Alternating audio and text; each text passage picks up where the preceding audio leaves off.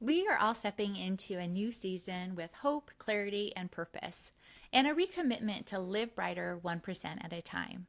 So, this week we're reviewing some of the favorites. Episode 59, How Do We Overcome Life's Hardest Challenges? Episode 24, Can We Question God's Plan? And episode 70, Creating Joy.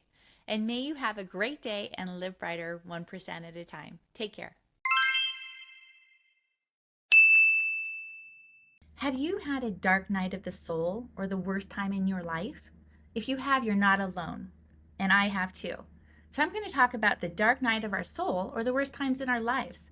For me, that happened when I was 27 years old and I was trying to get away from a domestically abusive situation, and I had my young daughter. So I was recovering from having a baby, so I was only about a year out from that. I had undiagnosed Hashimoto's that got missed and all sorts of challenges. So I go to visit relatives, and long story short, I wasn't mentally doing well after not sleeping for a long time. And my family, or my secondary family, conspired, and my daughter was taken from me by my husband. And that was just so sad to me. And so I basically flooded her bathroom because I was pissed off. And that landed me in the psych ward in that state. So that's where I was, 27 years old, in a psych ward, not with my baby, and just so sad because in this relationship that I didn't know what to do with, and being told I was bipolar and not sure how to understand all that because I knew I was having mental challenges. And in the psych ward, to add injury to injury, there was a time there that I was probably being annoying and singing too loud. And anyways, I was put into timeout basically. And my shoulder was hurt in the process because I did not want to go into solitary isolation. And then I also was shut into the room and they wouldn't even let me use the bathroom. And that was horrible for me. And then afterwards, I was not even allowed to shower with the shower curtain, and I had to have a male nurse standing there. Thankfully, he was very respectful, but I was a super modest person, and that was awful. For me, I just didn't understand. I felt like I had done everything right. I was trying to love my husband. I was being that kind girl and doing everything right. I was super disappointed in God. It's like, how could I do all of this right and have this happen? And it was just such a dark time for me. And I was so sad. And that was my dark night of the soul. It was terrible. And it took another 8 to 10 years for me to start getting answers to some of these things. But it didn't start until I was willing to start questioning my beliefs and questioning what I was believing that got me in there in the first place. And that's what we talk about a lot on this podcast, is our beliefs, my kind girl beliefs that kept me captive, my beliefs about marriage, my beliefs about God, and how they all probably work together and were not helpful in that situation. And I've had to relook at those beliefs. And I still love God, love Jesus, love others, but it was definitely a questioning time for me and God as well. So I'm like, how could you work this for good? And how do you say you're with me, with whatever I'm going through this horrible circumstance?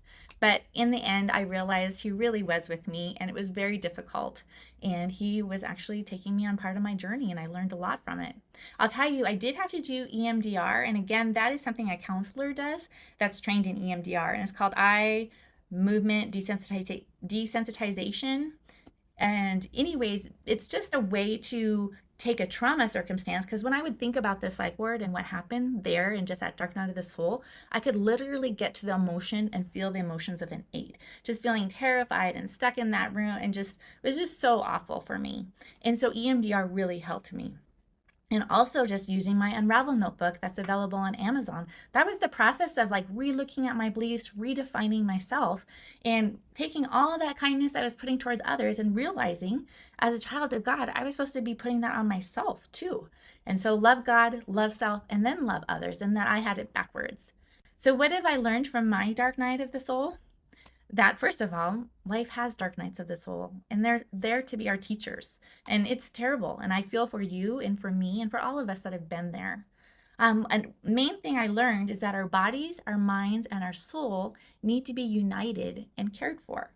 I was very cognitive minded, kind of grind through it, even though I was emotionally struggling so much in my marriage at the time, because anytime I tried to bring up any conflict or, hey, can we talk about this? I was stonewalled for 6 days or more, just ignored. And then if I tried to bring it up again, stonewalled some more. And it just hurt my heart so much and was just like, I call it like death by a thousand cuts, but it was very hurtful to me. And honestly, I would call that abuse, and it was awful. But I wasn't listening to myself. I wasn't listening to my body. I just kept putting it down and down, and my body just became sicker and sicker as far as more allergies, more autoimmune challenges, just more and more and more. But I had kind of disconnected my head from my body. And then I also compartmentalized my soul too. Like, okay, God wants us to look like this. This is what I'm supposed to do. It made it very rigid. Whereas, like, God doesn't work that way. And He had a lot more to say about my soul and how I was caring for my soul than I was thinking. So really, our minds, bodies, and souls need to be united and to listen to each part. So daily, I just check in with myself. How is my body? How is my mind? How is my soul? And just check in with myself. What do I need? And how do I need to care for myself? And so that's super important. The second one is understanding is power. There is so much I didn't know. Like, I didn't even know what gaslighting was. I didn't know what domestic abuse could actually be, the silent part. I always thought of it as like the loud and the mean and the physical. And I didn't understand that. I didn't understand intimacy. My husband and I had no intimacy. I considered him my least closest friend. And yet that was not how a marriage was supposed to be. And I just had a deep desire to have a closeness. And it was just really challenging. And basically looking at my raising, understanding his power, looking that I was actually raised with a father that was Asperger's, which I didn't know until actually after my divorce, made me very much attracted to someone that was also in line with that spectrum.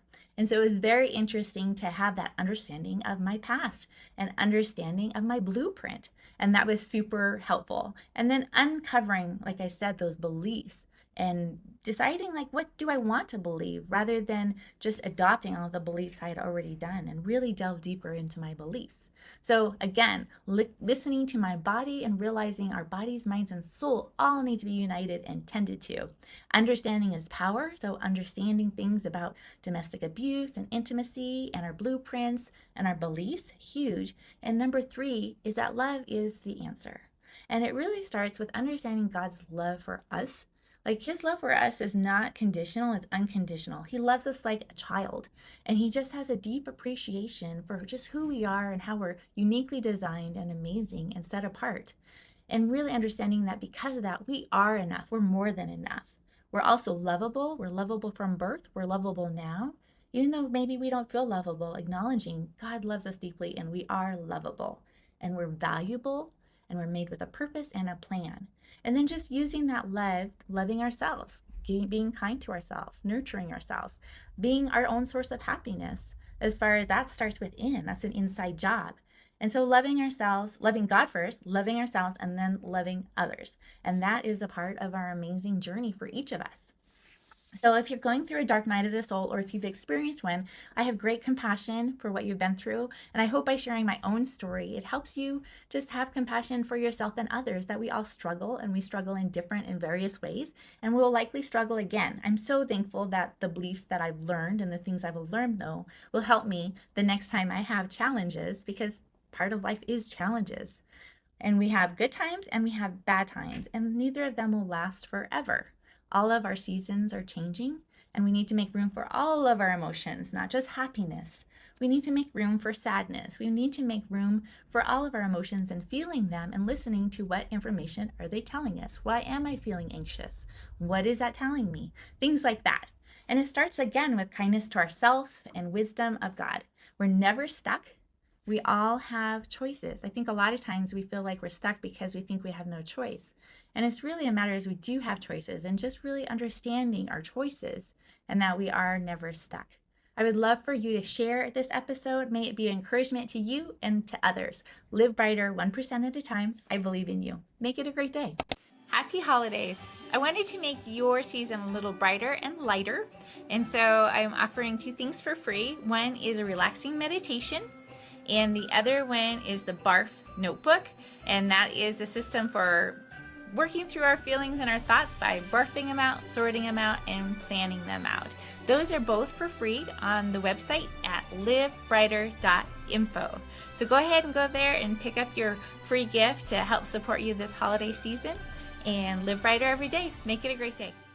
When you've gone through a hard time, has somebody said, "Oh, it'll all work out," and you're thinking, no, it probably won't. This is really shitty. That's what we're going to be talking about today. So go ahead and leave a 5-star review. If you ever want more information, go to livebrighter.info and let's talk about it. So there's many times, like growing up, I heard this verse. It's Romans 8:28. It says, all things work together for good for those that love God and are called according to his purpose. So what I would say is you can just, if you love God, you're called according to his purpose. And so there's a promise there that says all things are going to work together for good. And that's a tough one. I mean, there's a lot of really crappy stuff that goes on in our lives. So in my story, let's talk about that. There was one time I really challenged God on this. I'm like, I don't see how this could ever work out for good. And so this was the situation. So 5 years into my marriage that was destructive, and having a baby and having undiagnosed Hashimoto's and having just a whole kind of meltdown physically and mentally, not sleeping for a year, it was just horrible. And I ended up in a psych ward. And that was just a terrible experience. While I was there, I had my shoulder that was injured. There was a little bit of abuse going on. There were good things about it. That was the first time I had ever heard of anything about self-care and caring for yourself, which is funny that I had to learn that there. But it was overall very challenging. That was the darkest days. More than anything, I wanted to be with my daughter. I also wanted a divorce at that time because I knew how destructive the marriage was for me. But it was very strange. Like they didn't, at the psych ward, they didn't really care about the circumstances. They just wanted you on medication with a diagnosis. And that was very strange. Thankfully, I feel like there's a lot less of that going on, and they're looking at the whole person, which is hugely important, because at that point I got a misdiagnosis that kind of left me in the situation. So I had a choice at that time to go back to my husband, which I didn't want to do, but at that time I realized I would lose my daughter, and I was like, I do not want to do that. And so I actually quit the divorce paperwork and what I was doing and chose to go back, which was difficult, and it was very hard. So, and then I also embraced the diagnosis that I had, because I'm like, okay, maybe it's not my marriage. Everyone's telling me that I'm blowing it up and this and that. It was very hard having people speak into my life and say that it's actually the bipolar, this isn't, your marriage is fine. And that's obviously what I was hearing from my husband as well, because he was on the spectrum. And so basically everything that came out of his brain was truth, and everything that I saw things or how I perceived things was not true, because it wasn't coming out of his brain, which is a great setup for gaslighting. So basically I eventually just embraced, the quote unquote mental illness and went with it, even though I'm like, this doesn't seem right, and went with it. And so that was the really darkest day. I remember getting out of the psych ward, and I remember just having a frank conversation with God and being like, you promise, you say all things are going to work out for good. And I said, I'd like to see that happen with this. So good luck with that.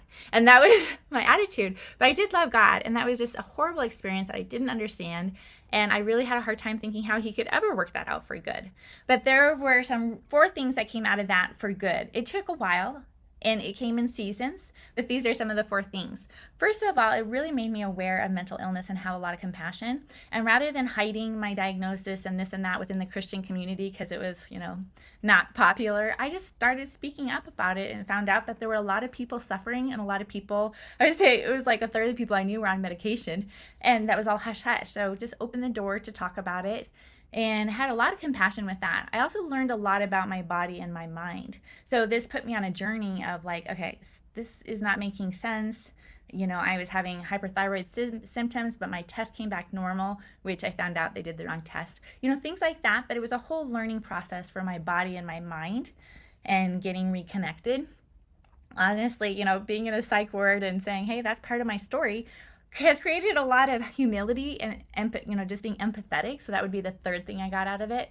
And the 4th thing is I'm very passionate about helping others coming out of domestic destruction and religious abuse, to help them through what they're going through, because I knew what it was like. I felt like I couldn't get out of it. I felt like I didn't have the support, and financially I didn't know how I could do it. And so that's why I got into real estate, and I started a nonprofit called Hope Harbor Transitional Living that is just finishing getting its nonprofit status, and that's to help women with rental support and counseling in order to get out of situations that are really destructive like that. And so it's kind of been a part of my passion, is my my pain. So that was my story and all of that. Another way is how we look at things. And I really liked a couple phrases that came across is rejection is God's protection and redirection. I'm going to say that again. Rejection is God's protection and redirection. So, a lot of us have had like rejection or what seems like rejection in a job or a relationship. And, since my focus on domestically destructive relationships, that's a lot of rejection that can come from that. But it can be God's protection and redirection, and that makes a big difference. Another phrase that I really like is if somebody has lost appreciation or quits valuing you, I think it's destiny that they are not assigned to your future, because you cannot make somebody appreciate and value you. If all of a sudden, they stop and there's nothing you can work on to mend that, they're not assigned to your future, and that's just how it is. It can be very hard, but that is the truth of it. They're just not assigned to your future, and God has better plans for you. So I'm going to talk about 5 things that you can help do if you've gone through a really hard time and you're like, how is this going to work out for good? Because I'm not saying it was really awful. So the first one is hold God to his promise. I mean, he says stuff in the Bible, and I think you could totally hold him to it. And have an honest conversation. Like, this is terrible. I don't see how you could work this out for good. Make it, I make it happen. Like, good luck with it. And that was my thing, is good luck with that. So I think you can hold God to his promise. The second one is really feel the feelings and protect from bitterness. So what I mean is, like, if there's rejection and pain, to really just feel it and allow yourself to grieve, do what you need to do for a time. Because I'm like, gosh, you could like grieve a really long time. I would give myself blocks of time just to process and grieve, and then be like, okay, now I'm gonna like choose some right thinking and work forward. But I really did hold space for myself to feel the feelings. And it's a great way to guard from bitterness, because if you're not feeling the feelings and you're kind of resisting and you're upset, it's easy to get really bitter. So the third thing, after you hold God to his promises, feel the feelings, and protect for bitterness, is 3, accept that you may not understand for a very long time. That's a hard one, but just trusting that God is good is a hard one. And if you do, he will show you. You will see it in the, like, there's a verse, it's like, you will see God's goodness in the land of the living. And I just say, hold on to that. The fourth is consider a new way to look at the situation. I mean, there's a lot of ways I can look at my, basically domestically destructive marriage of 22 years. I mean, I could say, oh my goodness, that was a huge waste of time, and and just super painful, and all this stuff I could say. But really, I choose to look at it as a stepping stone to where I am now, and to really learn what a healthy relationship is and what it is for me, and then being able to actually call in the man of my dreams and the relationship of my dreams that I have now with my husband, Michael. So I just keep knowing that it's a stepping stone. And there was a period there where there was no man, even though for me, I actually did want to get married. The first marriage did not feel like a marriage. It was definitely not a oneness at all. And I really felt that was possible, even though I'd never experienced it. So I really wanted to experience that. And so I just had to have faith that God put that in me and created a space for that, and then just live the abundant life until that happened. So that's how that worked out. And then the fifth thing is just know that God has a plan for you far above what you can even imagine. And the good verse for that is Ephesians 3:20, and really hold to that. So the 5 things to help you, again, is hold to God and his promise that he can work all things out for the good. And that may take time. Second, feel the feelings and protect yourself from bitterness. 3, accept you may not understand for a long time. 4 is consider new ways to look at your situation and the circumstances, if it was God's protection or redirection. And 5th, know that he has a super good plan for you, far above what you can ask or imagine. Go ahead and share this. If you want more information, go to livebrighter.info. Grow 1% a day and live brighter. I believe in you. Let your light shine. Are you feeling stuck in with love, wealth, or peace? Well, you're not alone. Often it's a subconscious belief holding you back.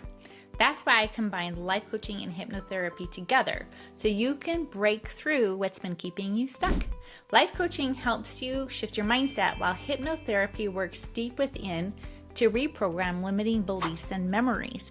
It's fast, it's effective, typically 1 session of each, and I have a few openings left. Are you ready for a change? Visit livebrighter.info and book your free consultation and see if this approach is right for you. See you then. Have you guys noticed that there's a lot of hopelessness in our world and a lot of feelings of hopelessness? I feel like even young people are really struggling with this. And so we're going to talk about joy. So, joy is different than happiness because happiness is more like experiential with situations. And joy, I would describe that more as a peace, a well being with a little sparkle of life in it. And it's more of a constant, even though it flows, ebbs and flows, but it's more of a constant.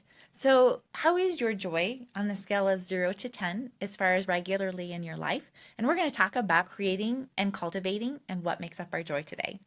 So, one of the biggest things I think that affects our joy is our belief system, because our belief system can be really grounding. And it's very interesting because I wrote the Unravel notebook at Amazon, which is a lot of journal prompts to unravel our belief system, because it's very easy for us to have subconscious belief systems that are not serving us and can be really impacting our joy. And so it's really great when we know our belief systems, we choose our belief systems, and they are showing up for us. They're creating joy. So one belief system that I really makes a difference for me is kind of off of a verse. The joy of the Lord is your strength. And I really think that understanding God's source universe and that my belief that he sees us, that he unconditionally loves us, and then he kind of sees us like these little kids about 3 to 5 years old. And even though we make and do dumb things, that he really delights in us. It's funny because in the Old Testament, God is described as slow to anger and abounding of loving kindness. And it's used a lot in the Old Testament, which is interesting because I think a lot of us will read the Old Testament or look at parts of it and we're like, wow, that was a shit show. And it's very difficult for us to see that that's how God is viewed. So for me, it's really helped to read about who Jesus is as far as how did he show up? Because if he's quote unquote God in human flesh, then that's a great example of who God is. And so reading the book of Luke, because there's Matthew, Mark, Luke, John, that's all about Jesus's life. I really like Luke because it was written by a doctor, and I find that interesting. But seeing how he shows up and getting rid of all my presuppositions and religious ideas and just like looking at his life and his heart really helps me to see God in a different way. And I believe that we're here on purpose and not by accident. And those beliefs are really grounding and bring me a lot of joy, knowing that I'm loved by God, I'm seen by God. And I feel like he views all of us that way, that there's no like special child that's performing better. We're all like little kids in a little bit of a mess. We spill on ourselves, all sorts of things. And he delights and loves us. And that's a huge belief that creates joy for me. And I respect everyone's beliefs as far as what creates joy for them. So that's where I'm at with that. But our beliefs, conscious beliefs, are super important in how they function in our lives. Even just other beliefs, not even those grounding beliefs, because our beliefs can limit us or they can expand us. And I love even just real life examples of amazing people because there's so many of them. For example, Gertrude Ederle. This was a long time ago when women weren't even doing sports and women's were just in the home, and it was a very narrow view of what women could and could not do.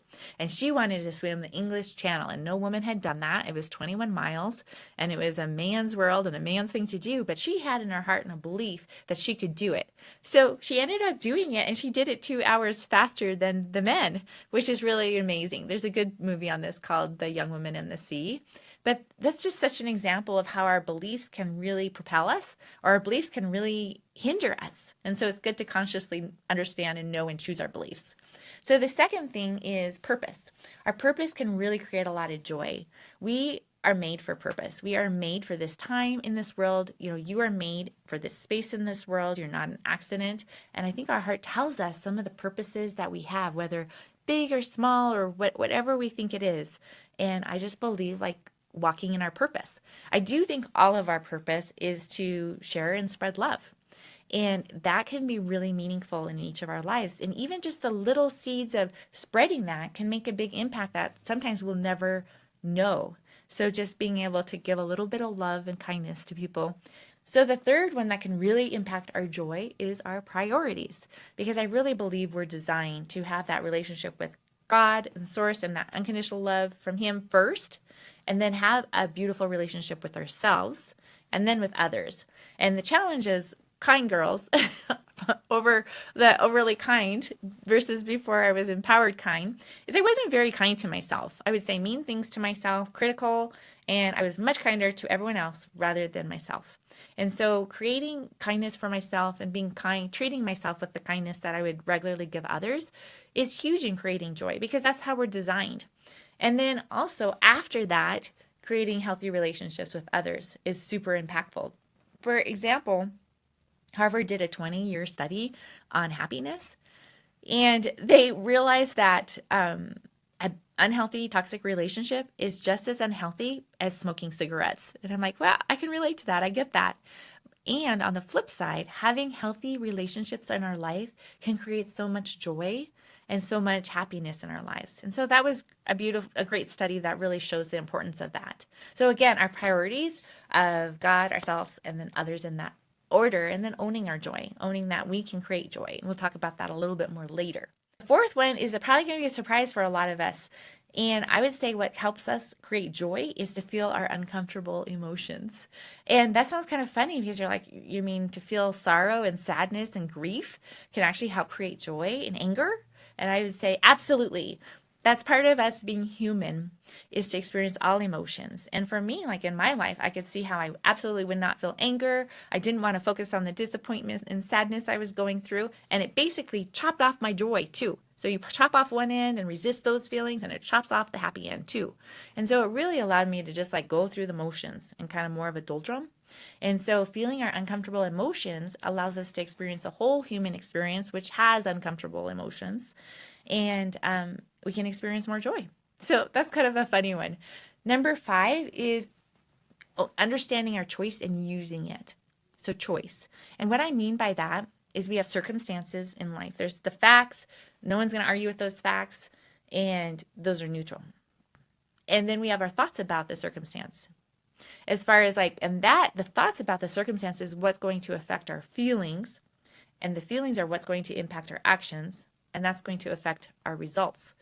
And so a lot of us will automatically think the feelings we're having is because of the circumstance, but it's actually our thoughts about the circumstance, and knowing we have a choice, lots of choices, as far as what those thoughts are and what we want to have. So for example, if I have the thought, there's no opportunity for me to get out of debt, that's going to create feelings of hopelessness and frustration. And the actions is I'm probably going to want to soothe that because it doesn't feel good. So I'm probably going to eat more carbs, because that's a really good way to soothe is chips for me. And then I'm probably going to buy some things, because that's a good way to soothe for me too. And then the result is I will get more in debt. Like I create it. Versus like I can have a different thought, which is the circumstances, I owe $15,000 on my credit card. And instead of the thought, there's no opportunity for me to get out of debt, I am going to choose a thought that resonates with me, that I can accept. And it's going to be the thought that I can improve on this day by day.